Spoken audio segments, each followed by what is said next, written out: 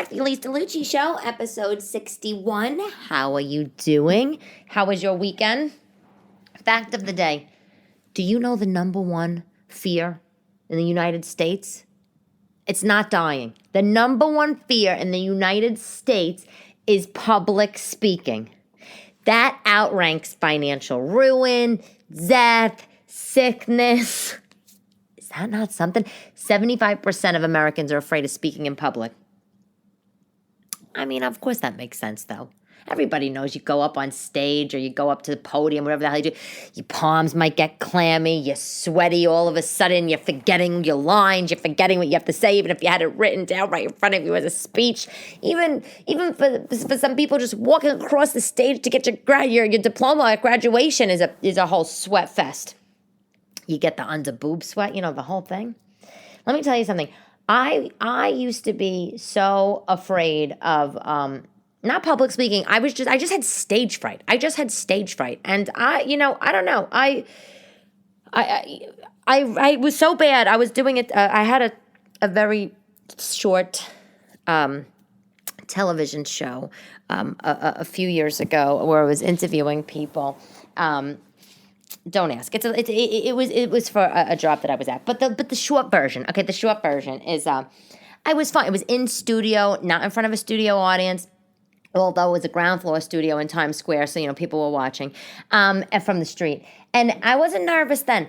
But for whatever reason, if there was a big crowd of people pressed against the glass watching, whatever, I did have this little bit of nerves. So I was in voiceover lessons for whatever, and then my voiceover teacher had said, "Hey, why don't you go take improv? It'll loosen you up." And then one of the producers on the show also had said to me, "Why don't you go take improv?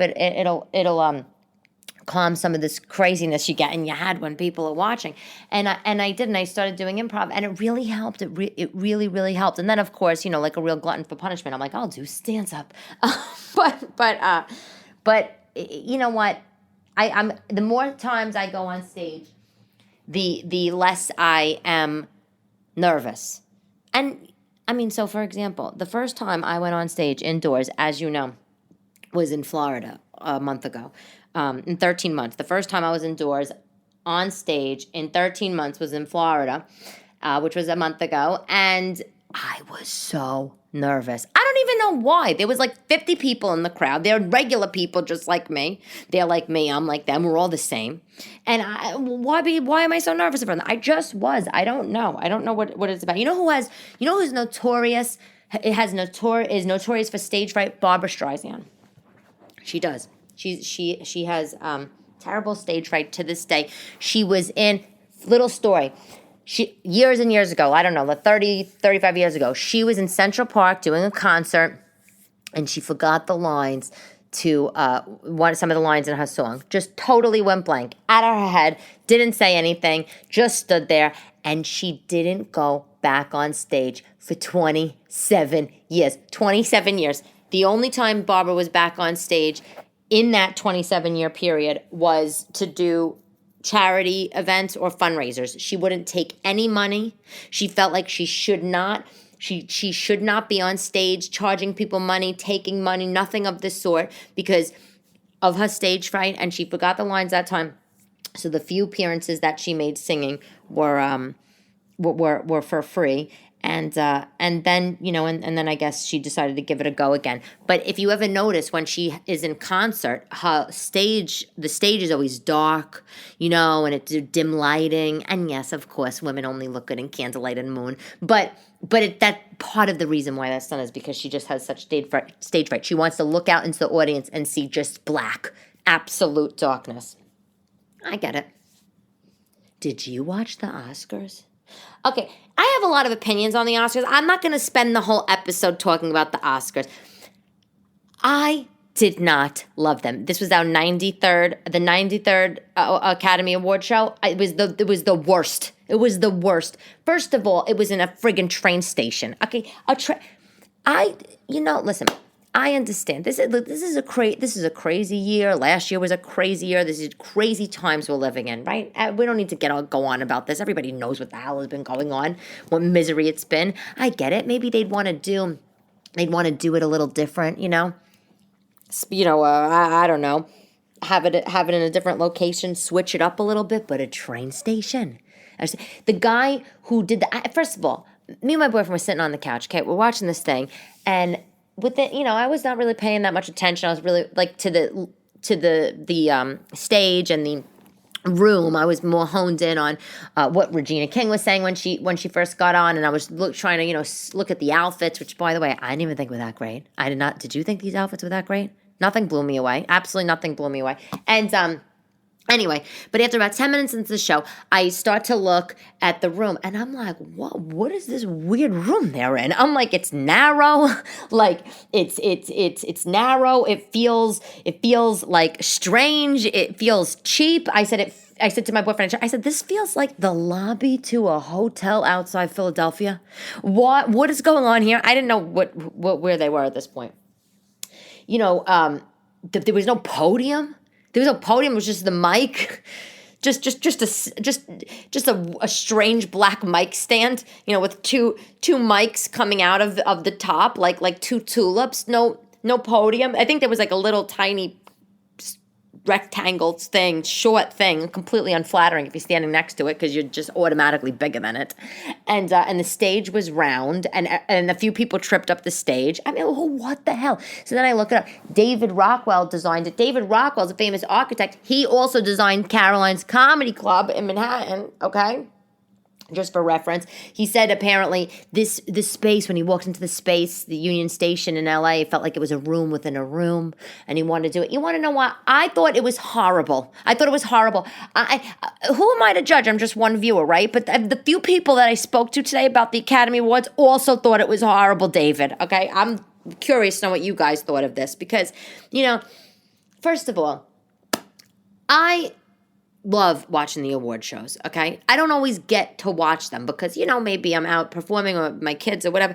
But when I'm home and they're on, I am excited. I wash my hair. I blow out my hair. I usually put on my good pajamas. I got the snacks prepared, and that was what it was last night. And I'm sitting on the couch, and I'm so excited because I'm like, oh, I'm dying to have a good laugh and see what everybody's wearing, have a little escapism. This was not escapism. This was depression watching this, okay? I was completely depressed. I did not love all the gowns. I didn't think the gowns were great. There was one girl, and I don't know her name, and I apologize, I don't know her name.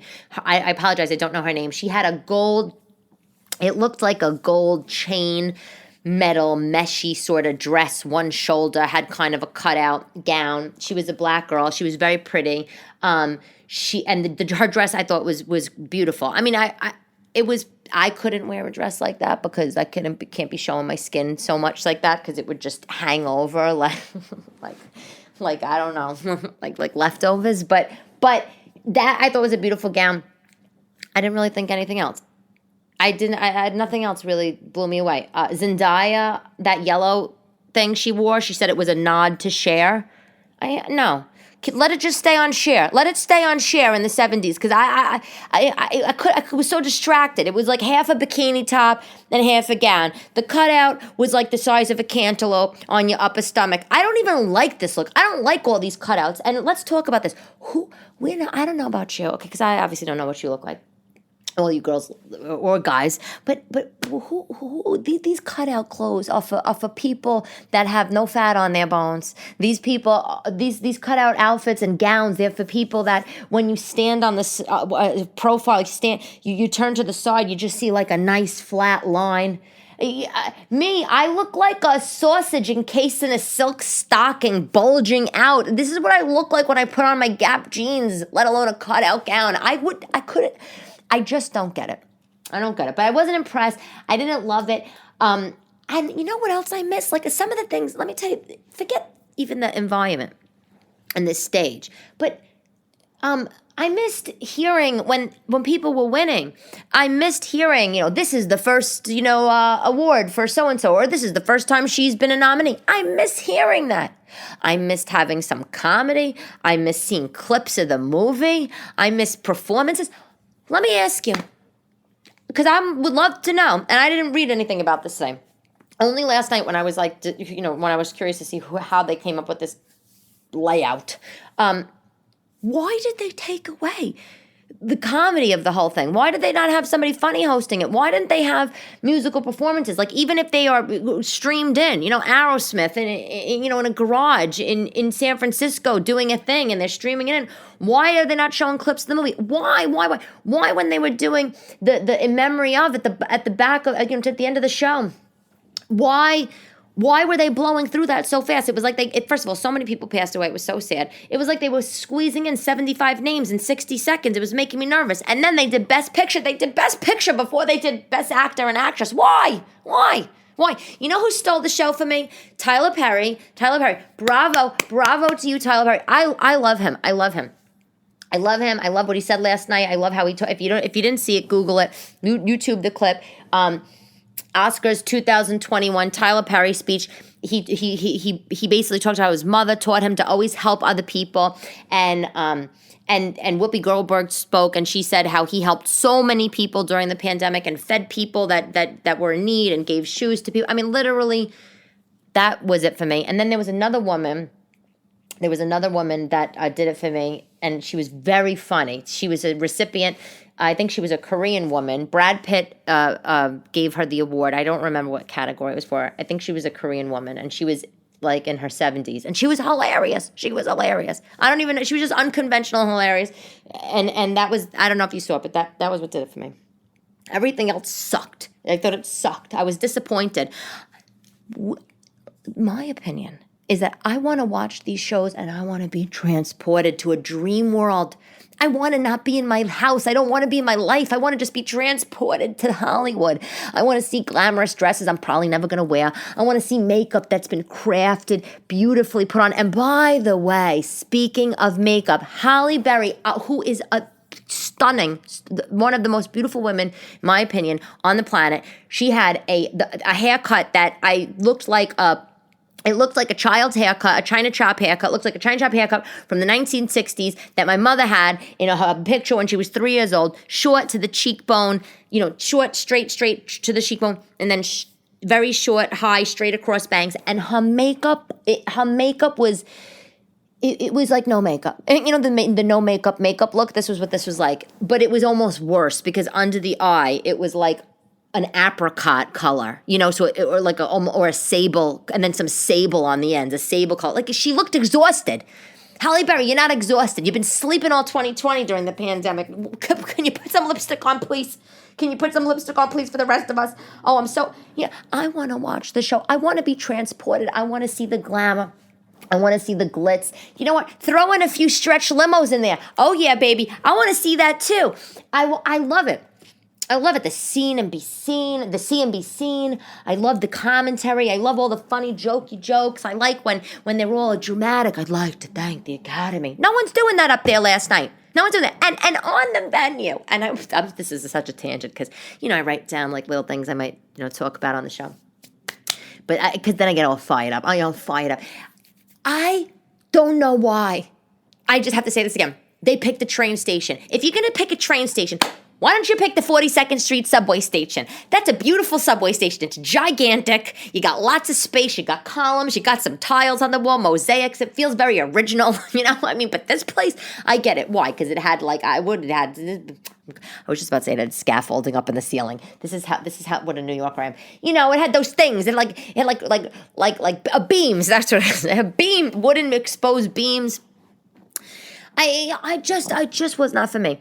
Why don't you have it in a big theater, as you normally would, or a big giant venue with a big grand stage and the beautiful red velvet curtain and maybe the gold tie back, very traditional Hollywood glamour ties. And why don't you have all the tables spaced out, the little cocktail tables, and just have so many of them? Why not?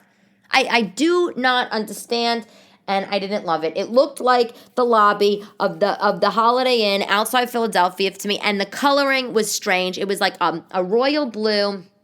It was like a royal blue. The velvet curtain was royal blue. It was a curtain that was covering a window. I mean, you could see that it was covering an arch window, really.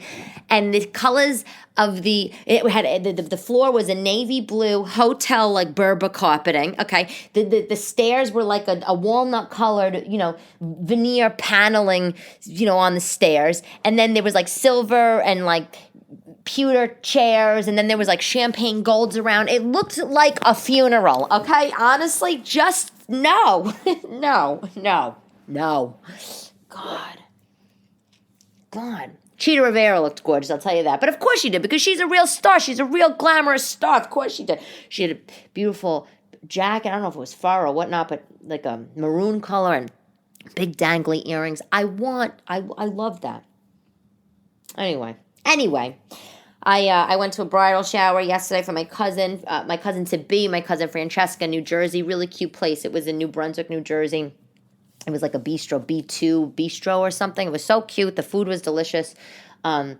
She's a baker, my cousin. I don't know what she does by day. I should ask her, Francesca. But she's a great baker, and her family. They threw this beautiful shower, and they like everything.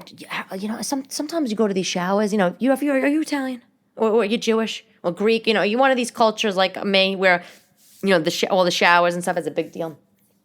Everything, some of these showers you go, everything looks so beautiful. Like they had the little, the little cookies on the table, and they were made out of, on the top of the plate, and a little beautiful cellophane bag with a ribbon, and they were like an engagement ring and a box. It was just like, I don't know if it's fondant. I don't even know. This is how pretty they were. They were so pretty.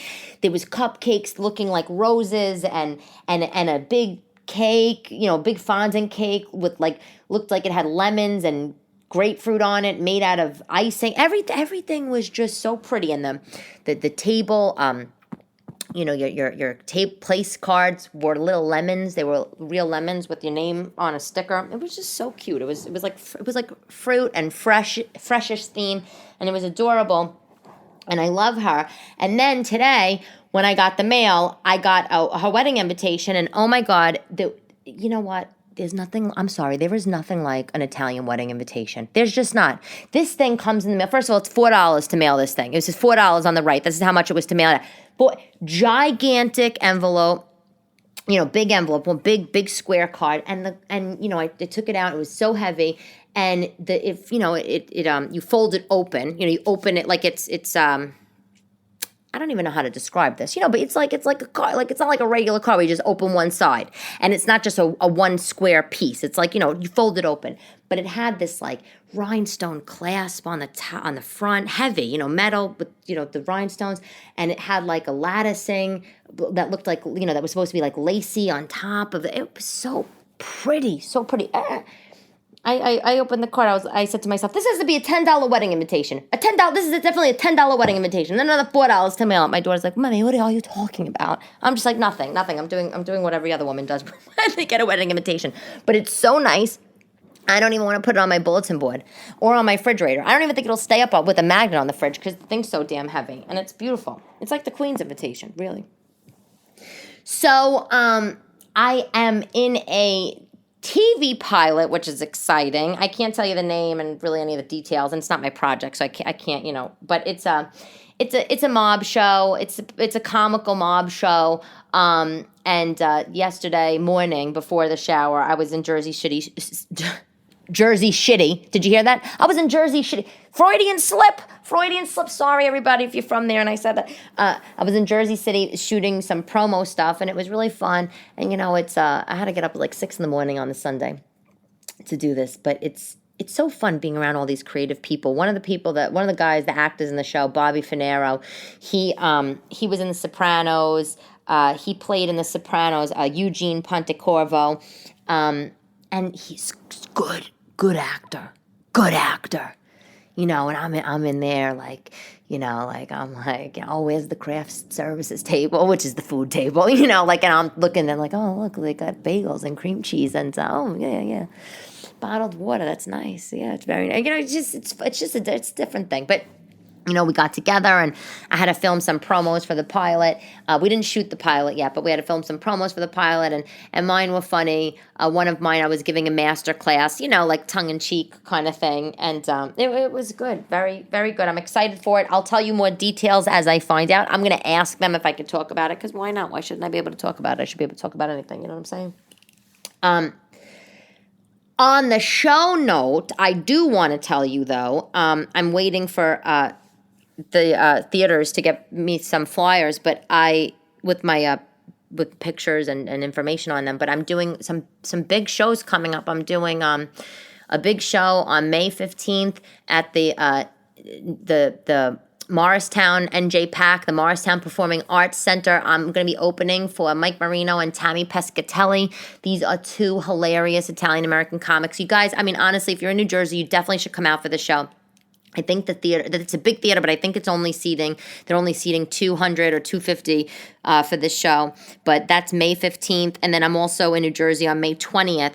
I'm at doing another show with Mike Marino, opening for him. That's at a restaurant, actually. Restaurant shows are always harder than theater shows because people are eating and there's banging around and the silverware and everything, and who's, people listening to the comics on stage. But that will still be good. And then some other stuff coming up later in the year. Another one at an NJPAC Theater in Bergen County. Another one at the St. George Theater in Staten Island. So look, these are big shows. These are big deals. I'm really excited. I do stuff in the city. I do stuff in Manhattan all the time. But for my audience, my kind of stand up, I have an Italian American following, and so.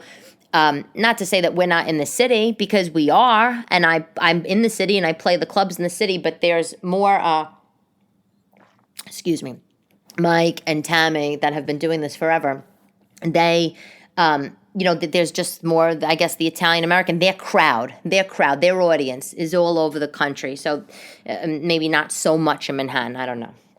So that's a big thing. I'm excited about that, and when I get the details, I'll tell you the actual details, and I'll post it. But as of right now, I know for certain May 15th at the Morristown, New Jersey Performing Arts Center. May 15th, it's a Saturday night, 7 p.m. show. So I will be there opening, and I hope to see you guys there. It's going to be so fun, so fun. My ex-husband. He's on vacation with his girlfriend right now. Yeah, can you imagine? Not even can you imagine. Really, who gives a shit? Who gives a shit at this point? Last week I had a whole episode, where I just went off. I just went the hell right off. And you know what? Damn right I did, because I was so angry that he introduced my kids to his girlfriend without telling me. The nerve of you, right? The absolute freaking nerve of you. And, just to dig the knife in. Then this week he's whisking her away to St. Lucia. I'm like, what kind of money do you have, guy? What kind of money do you have? Because I just bought the kids some flip-flops and imitation Crocs at Target, and I want half the money, okay? First of all, can we talk about this for a second? And then I'm going to get back to him. Okay, I'll get back to his ass in a second. And I tell you all the time, I love the guy. I'm always going to love him. We're good friends, but St. Lucia. He's like, she needed a break. I'm like, from what? She doesn't work. She has no kids. What the hell does she do? No, she works. She has no kids. She said, what is she so tired about? Please. But anyway, today I was shopping on Target, and but first of all, I love Target. It's just so funny. Amazon, I would never go to like a little Amazon store. If there was an Amazon store, I'm not going there. I love to shop on Amazon, right? Their recommenders, the recommendation engine, everything's perfect on Amazon. I like shopping on thegap.com. I love shopping on the Gap. I just think the website's good. The user experience is good. I hate shopping on the Target website. I just hate it. Do you? Do you like this website? I think the website's a horror show. First of all, every 5 seconds I'm on the friggin' website, a 4C survey comes up. Would you like to tell a quick survey about your experience? I'm like, I'm going to have no experience with you in 5 seconds because you keep popping up a fucking survey every time I'm trying to order the leggings. There's like a timer in my shopping cart. You're giving me anxiety. This is not a pleasant experience. I get the timer, in 60 more minutes, your shopping cart's going to empty. And it's like, listen, I'm trying to buy clothes for kids that are so thin and tall that, I'm trying to figure out sizes around here. Leave me alone. Oh, my God. And I'm on the Target site, and because the website has more stuff, obviously, than the stores. And I can't deal with getting into fights at the stores. The other day I was in the Target store in Long Island, maybe like last month, not the other day. And some woman, she took something out of my cart when I didn't look. I was like, what kind of animal are you? She's like, oh, I don't know what you're taking. I thought it was, I don't know. I was like, don't act like this was the shopping cart of returns that the store person is doing. This was my card. You saw that. Like, I can't deal with these fights. The only time I like to fight was in Loman's, and it was over a good designer dress. Other than that, I'm not interested in arguing at stores. So I'm on the website and I'm getting the girls, little flip-flops and sandals, whatever, Cat and Jack brand. What? The flip-flops, the $12.99 each. I don't know if I'm getting older or I'm just getting cheap. I don't know, but I felt like $12.99 for flip-flops made out of like plastic styrofoam junk. I don't know. I just didn't feel like that was even worthy of the price. Maybe I'm so used to going in Old Navy for the $3.99 specials, but I was like $12.99. Why should I be buying these kids Prada flip-flops right now? Why can't I take their ass to Old Navy, the Dollar Tree, and get them 99-cent flip-flops like they deserve to have at 5 and 6? Really? I got them little sandals, pleather. They were like $24.99 each. I'm like, $24.99 for sandals that are going to break in 3 weeks, that are going to give you blisters? Why? Because they have a couple of sequins that you could go back and forth with? This is ridiculous, the prices of these things. So I got them that, and then I went over to H&M for the kids, and H&M has adorable stuff for kids. I don't know if you shop there for your kids or if you have nieces or nephews, but they have these little dresses for the little girls, and they go up, I think, to like maybe 10, 12, 13-year-old girls, whatever. And they're just these cotton little play dresses. They're $4.99. You can't go wrong. They wash well. I love them. I buy them like in every color. But anyway, next thing I know, between the Target tally and the H&M tally, I'm looking at, like $400. And then I got this motherfucker telling me that he's about to take off on the JetBlue to St. Lucia. And it's like, why don't you send me a quick $200 via Venmo? Thank you very much. You live in Lodge over there. Like, dude, she needs a break. No, I need a break. I need a break from you. But like, then he tells me, he's like sitting on the plane or something, right? He's like, Elyse, he goes, I just want to say, my girlfriend went, actually, the reason why, I don't know if I didn't tell you this part. We were going to go to St. Lucia when we were married. That was one of the trips we were going to take. I mean, we went a lot of places. I'm not complaining. I went all over the world with him. I've also traveled a lot on my own before I got married. I used to live in Italy. I lived in Rome. I mean, I've been all over, right? I'm not complaining about it all. But you know how it is when you're in a relationship, and sometimes you see a ad on the TV or whatever, and you're like, oh, we're going to go there. Then you start looking at the hotels online at night, doing your hotel porn. And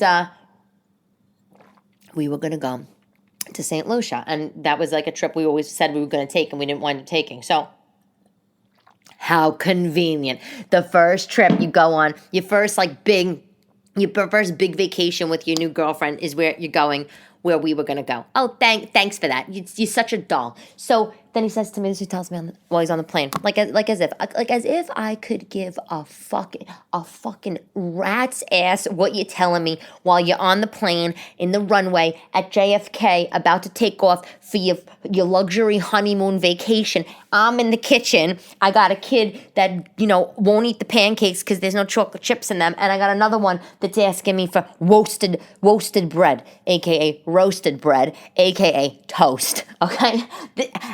And I got my boss calling me, and I'm trying to explain how one of my kids is quarantined just because, I don't even know why. It's not like she's sick. The school's crazy. Anyway. So he's texting me or emailing me, and he goes, I just want to let you know, I'm not going to St. Lucia. I didn't do this trip to out of spite because, I knew we were going to go there. He's like, the reason why, wait for this. Wait, you're going to love this. The reason why we're going there, Elyse, sorry, I had to pick up a Lego, otherwise I was going to cut my toe open. The reason why we're going there is because, she was there in November of 2020 during COVID, and they said if she comes back, they'll give her 50% off the hotel. I said, okay. Your girlfriend was in St. Lucia in November of 2020. Then she goes wherever else she goes because she's, she likes to travel. And she needs a break in April. April 21, bitch needs a break. She needs to go back. She needs to go back to the West Indies. Get the fuck out of here. Get the fuck out of here. I was like, literally, she needs no break. Send me the $200. God. Venmo me. This is what it's like being divorced. It's like, no, you know what? I think I make this clear. Well, it's not even making it clear. I'm really not an angry divorced woman. I'm not, but he doesn't give me tons of stuff to get angry about. I have to be honest, but he just annoys me. But then, then you say, wow, this is why you're divorced, right? This is why you're divorced. But the truth is nobody's going to be perfect. And it is nice that he's going away with her. And I do secretly wish I was the one going away. I'm totally envious, which I told him, and that's fine. Envy is fine. Envy is good. I made a Greek chicken that was so good. Oh my God, it was so good. I want to tell you how I make it because how I made it. I was reading some recipe, I don't know, on the Food Network website. I didn't have all the ingredients, and I was like, let me just make it myself. I had a couple of chicken breasts. I had a couple of chicken breasts that were, not on the bone. And I basically, all I did was I took out my Dutch oven and I put a little oil in the pan and I browned the chicken breast on all sides. I took the chicken breast out of the pan. I deglazed, out of the Dutch oven. I deglazed the Dutch oven down with some white wine, scraped up the brown bits. And then I put into the Dutch oven, I put about a half a chopped onion. I cooked it until it was soft. And then I added back the brown chicken and I put in a quarter cup of red wine vinegar, a couple cups of chicken broth, about a couple tablespoons of honey, and then 2 tablespoons of oregano and some dried oregano, and then 2 tablespoons of dried thyme, salt and pepper. I covered it back. I covered the Dutch oven back up. I cooked it on medium low for about 2 hours, and when it was done, it was so delicious. It was like a Greek oregano-y chicken, and it was pulled. It was like a pulled chicken. So it was just all in pieces. It was stringy. It was delicious. And I had it with rice. By the way, if you do make this and it gets dry inside the Dutch oven, you have to check it, obviously. I checked it every 20 minutes while it was cooking, and the chicken broth, did absorb. So I added water. You have to add water as you go to make sure it doesn't dry. But it was delicious, and I had it over some white rice, and I squeezed a little lemon over it, and and of course because I'm disgusting, I had to put a ton of feta cheese everywhere because God forbid I had a meal that wasn't drenched in cheese. It was delicious. It was delicious. Oh, I also put some turmeric in. Because, now I'm all like into these COVID vitamins things. I'm like, yeah, I'll throw some turmeric in. I heard it's a good natural anti-inflammatory. So, turn the chicken like that orangey yellow color and it was good. It was so good. And I don't know about you, but that's what I like about cooking. I like that it's not fussy. Baking is fussy. I love to bake. I love anything in the kitchen. Like you girls. I mean, we love all the things in the kitchen, right? But baking is like you got to pay attention. You got to be exact. You can't be on the phone. You can't be talking to kids while you're baking. I mean, you just can't. You got to be focused. Everything has to be measured. It's physics. It's science. But cooking a dinner, it's like a little bit of this, a little bit. And you know what? And if it doesn't come out right, you could just doctor it up and it's fine. It's good. And I love these one pot meals. I love this whole chicken thing. 'Cause, it was like such a meal. Or just over the rice. Or obviously if I had salad and if it felt like losing 5 pounds, which I should. I should have just had it with lettuce, or spinach or something. But, God forbid. I was reading the real estate section of the Times. And someone bought Jeffrey Epstein's house, which, I'm sorry.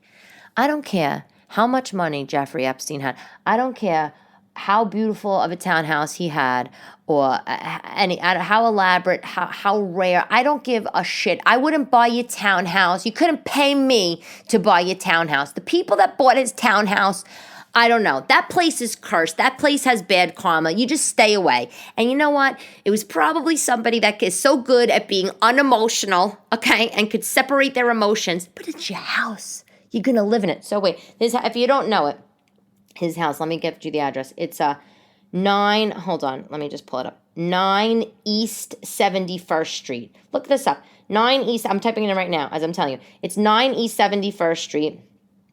Okay, it is here. Here it is. It's coming up for me right now. Right now. Why is my internet so slow? Why is my internet so slow in here? I don't even know. I have like the highest of high speed Wi-Fi. Okay, look at this house. Look at, actually, you know what? You got to look at this.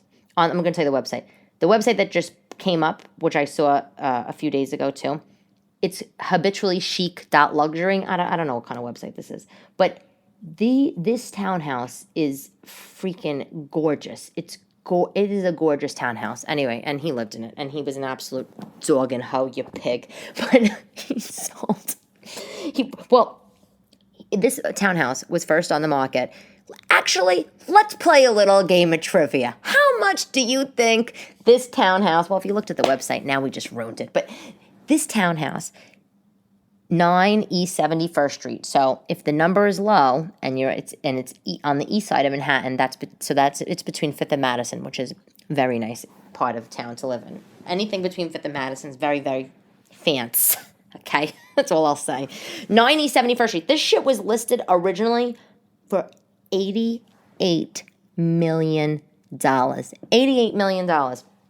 So it sold. It sold recently, and it sold for $51 million. A bargain at $51 million. Jeffrey Epstein's house. Here's the thing. I want to know. Well, let me actually say this to you, because if you're driving in your car and you're on your way to work, you might be like, okay, great, Elyse. I'm not in front of my computer. I don't know what this shit looks like. You're just basically saying this Jeffrey Epstein's house over and over again. So let me tell you, the house is.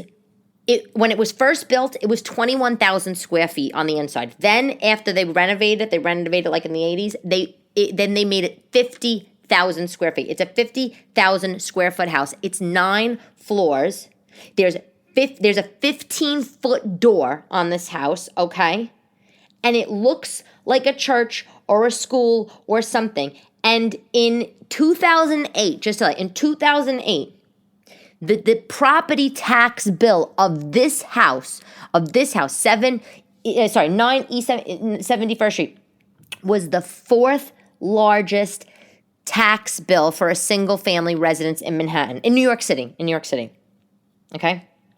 This fucking house could feed all of Ethiopia. Like the worth, it could feed every fucking person in Russia, like just with the worth of the house. Anyway, so they sold. So the people who bought it, $51 million, they got themselves a nice bargain. They shaved 30 mil off the thing. Here's what I want to know: what the fuck do you do for a job that you can buy a $51 million house? Really, I know you think that too. I know you wonder that too. You read these things sometimes, you hear these things, you watch it, and you're like, what do these people do for a living? Like, is this oil money? Like, is this oil? Like, why didn't my family get into that? What were we doing in every other industry but this? The person who bought it, he's a former Goldman Sachs executive. So it's like, okay, you're a former Goldman Sachs executive. I work in finance. I know some of the big dogs. Okay, I know, but. What are you, CEO of Goldman Sachs? The former CEO of Goldman Sachs? Were you former CFO of Goldman Sachs? Because I got to look this up. I got to look it up more. Because I need to know. Because, not all Goldman, we're making money. You're making money. I get it. You're big wig at Goldman. But you're not $51 million house? Give me a fucking break. Not even Julia Roberts does this $51 million house. Anyway. The house was built in 1933. It originally was built for one of the people that were heirs to the Macy's fortune, Herbert Strauss. But that's that. Who wants it? But they must have so much money because you have to heat this thing. You got to air condition this thing. You have to clean it. You know that the wife's not doing any of that shit, or the husband. Of course, you need a whole staff of people for $50,000. It's a fucking movie theater and a shopping mall all in one. Anyway, that's that. I'm over that. Also, in the Times, there was an article about female role models, and I thought it was so good. I actually saved it. Sometimes I save things that I read in the paper or in a magazine, and I put them in a folder, and I said, I'll save it for my daughters when they're older. But the article was nice. It was just basically talked about how, what role models girls need today are people that are women that are works in progress, you know? And the role models that girls should have today, or guys, you know, should be people that can show you what's possible. They're showing you they're showing you what's possible. And the article basically talks about how we as a society needs a little bit of an update on what a role model should be.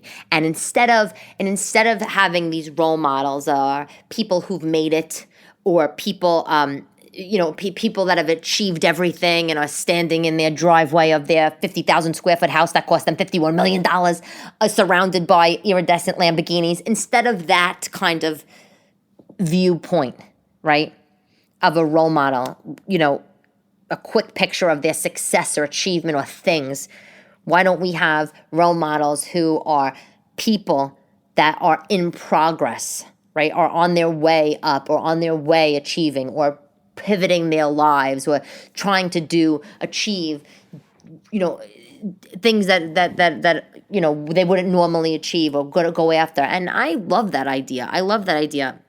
Especially because, you know, I mean, my God, you go on Instagram, and as much as like I like, you know, like to check out the Instagrams or TikToks of the celebrities just like anybody else. Like, I mean, I go on, you know, look on these, if occasionally like a Kim K's Instagram pops up, I look and it's like, great, another picture of Kim K, like in a $60,000 Adidas sweatsuit with, you know, $40,000 shoes on, coming out of a $100,000 car. You know, it's just like, and she looks flawless, and she looks like she's never had any children, and she looks like she sleeps all day long, and, you know, sucks on celery for nourishment. Like, great. It does nothing for me.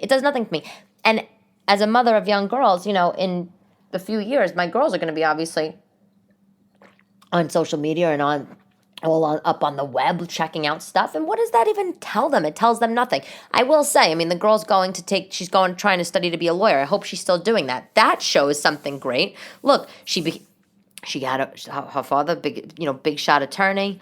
You know, they grew up with tons of money and whatever, and she became famous because someone linked a porn video of her. Fine, but now, you know, and then she has all the money in the world, but she made something of herself with her social media, and so she has all the money, she has all the fame, she has everything she can want, she has the kid, but is that really all? No, and then she wants to do, you know, maybe go into law. So that part of it I like, and I think that is aspirational for girls, even though people might not like Kim K. I like that kind of angle, but that's not the angle that you see on her Instagram account and stuff, you know?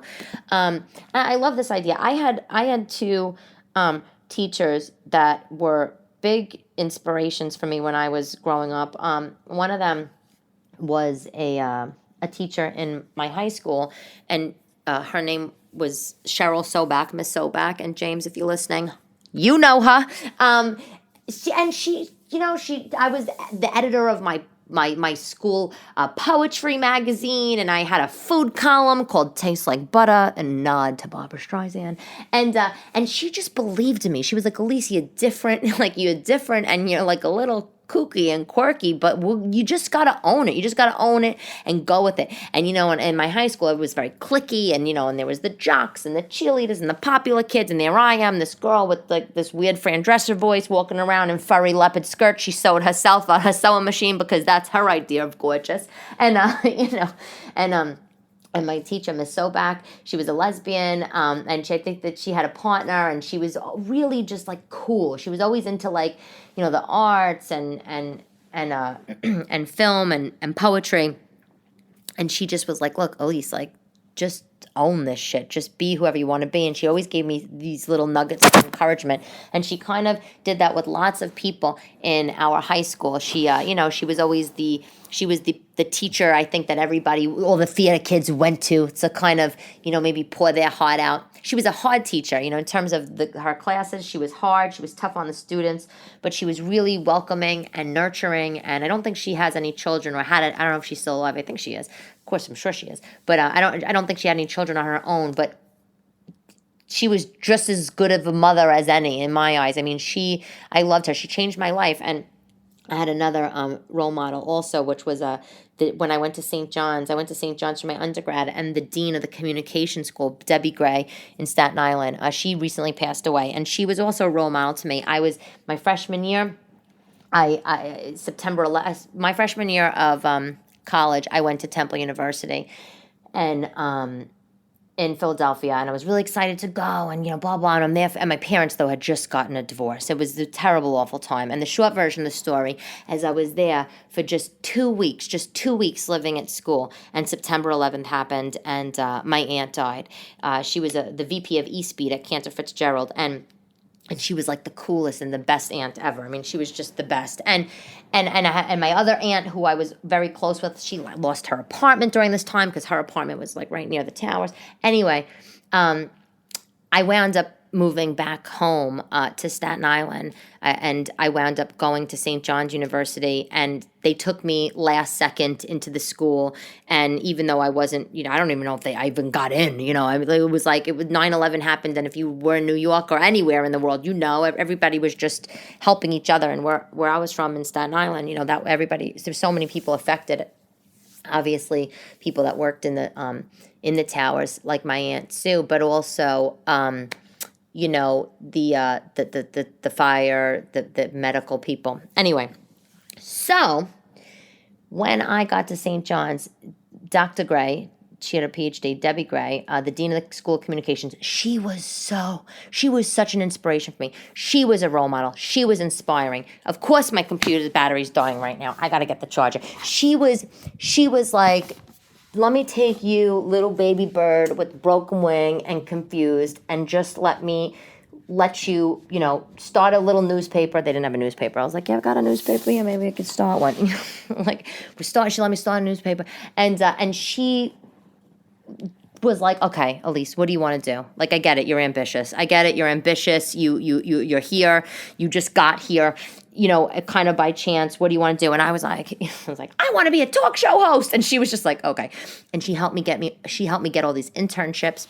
And she allowed me to see that going to St. John's, I was living at home, commuting to school when I really wanted to be living away at school. She allowed me to see that commuting to school in New York was actually an amazing thing, because I had access to all of the big companies in Manhattan and internships, and I could just spend time walking around the city and find myself, whatever the hell that means. And again, another role model, non-traditional woman, very cool, very supportive. And it's funny, my role models, these two women in my life, both were obviously, I met in education, and we never talked about material things and money and status and any of that. They were like career role models, if that makes sense.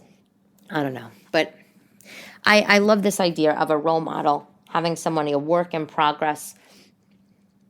And, that could be anybody. I just love it. I love it. Anyway, so, okay, let's talk about this. Let's talk about this. Product of the week. I found a gem, an absolute gem. If you do come see me on May 15th in New Jersey or on stage, you will probably see me wearing them because I love them so much. I was in DSW, and I found them on Amazon, by the way, where you could get them. I was in DSW, and I saw this pair of espadrilles, and I love espadrilles, but they're always so damn high, don't you think? So this pair of espadrille wedges, little ankle strap, and I was like, these are cute. And I look at the brands, and it was White Mountain, and I was like, this is a grandma brand. And then I was like, you know what? Not so bad, because Easy Spirit. I mean, they're comfortable, right? Whatever. So and they were this cute espadrilles, right? They're little ankle strap, closed toe, the heels maybe 3 inches. They were $39. I was like, these are mine. I love them. And I've been wearing them. And I've been wearing them on stage because they're so comfortable. And now listen, I really like to be on stage in sneakers or a flat shoe, you know what I'm saying? But it's nice to have a little height, so then it makes me look a little leaner. Anyway, I got them in black, and they have the straw, whatever the hell it is, espadrille wedge. I went on Amazon, and I found them on Amazon, but for just $30, so $10 cheaper, and they come in other colors, so I just ordered the other colors. They come in black, white, and silver. They're white. The brand is White Mountain, and they're called the White Mamba Espadrille Sandal. Mamba, M-A-M-B-A. They are so comfortable. Like the toe cap, it is a little small. It's not small like toe cleavage 1988 Elvira style, but it's a little small, the toe cap. So if you have a wide foot, I mean, it might spill over, but it's Amazon, so you can return it. But they are so cute. And the silver is like a really bright, cool silver, it's like a canvas, so it's not like pleather, so your foot's sweating and disgusting. Totally recommend. $31, you can't go wrong. And I just gave you the best recommendation ever for them. I'm telling you, they are so comfortable. You're going to live in these shoes. I love them. And White Mountain, I mean, really, you should send me a free pair, because not only did I just buy 3 of your shoes, I'm also hawking them on my podcast, which has now 13,500 monthly listeners, which is just incredible to me, because it's just me sitting in my living room wearing pants with a hole in them and my Gap tank top, drinking a glass of water. Which, by the way, my daughter said to me earlier today, I couldn't. They were like, "Mommy, do you have a bottle of water?" I'm like, "Bottle of water? I didn't even know what a bottle of water was when I was your age." I said to my daughter, you know what? When I was young, I thought bottles of water were disgusting. Like, I couldn't understand why why everybody wasn't even carrying around a can of soda. Like, bottles of water didn't interest me at all. And now you're asking me for a bottle of water? Like, no. How about get a glass and put it in the fridge like the rest of us, okay? Or the sink. Actually, this is where my water came from today. It's like hot, actually. It's disgusting. It is disgusting. It's hot. Bottled water. Can you imagine 5 years old asking for bottled water? I'll give you bottled water, okay? No, you're getting... I buy bottled water and then I save the bottle and refill it, okay? Okay? I told her. I said, "No, little miss. Get your water. Give me a sippy cup and you're getting your water like that." Bottled water. Had it. St. Lucia, anyone? I mean, really. We'll have a great time. Oy, oy, oy.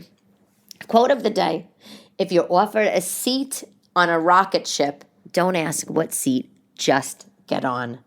Sheryl Sandberg. That's it for today's episode, baby. Episode 61. I am not going to post another episode. I'm not going to do 62 this week. That'll be for next week, because I did just post 2 new episodes a few days ago, because I was a little behind schedule with everything. But this is the episode for this week, episode 61. As always, thank you for listening. Stay tuned to my TikTok or my Instagram. I'm going to post, and I should say both. I'm going to post some dates. May 20th, I'll be in New Jersey at this restaurant. May 15th, I'll be at the Morristown NJ Pack. If you want to come see me, it'll be super fun. And then stuff later out in the year in Staten Island at the St. George Theater and whatnot. But as always, thank you. Thank you for listening. I appreciate you. Always, if you want to leave me a review on Apple Podcasts, that helps me book more shows. I really do love doing this, and it's almost like therapy for me. I mean, and by the way, can I just say, I know I need to wrap this shit up. My boyfriend's been blowing up my phone. All right, relax. You're going nowhere, please, guy. But it's like, my girlfriends and I haven't even seen my girlfriends. My girlfriends and I, we haven't seen each other in like a year. My girlfriend's from Staten Island, because everybody's so damn busy with the homeschooling and their own jobs and their own families and obviously COVID. So this podcast is just, to be honest, it just makes me feel like I have some friends, which is amazing, because I call my friends sometimes and they're like, "Elyse, you're calling me at 10 p.m. when you're walking home from a show. I'm sleeping." And then sometimes I'll call them at 7 a.m. and then, and they're sleeping. So our schedules are all we're all verklempt over here. So this podcast just means so much to me, and I really appreciate you guys listening. That's it for today's episode 61. I'm Elyse DeLucci, and I will talk to you soon. Bye-bye.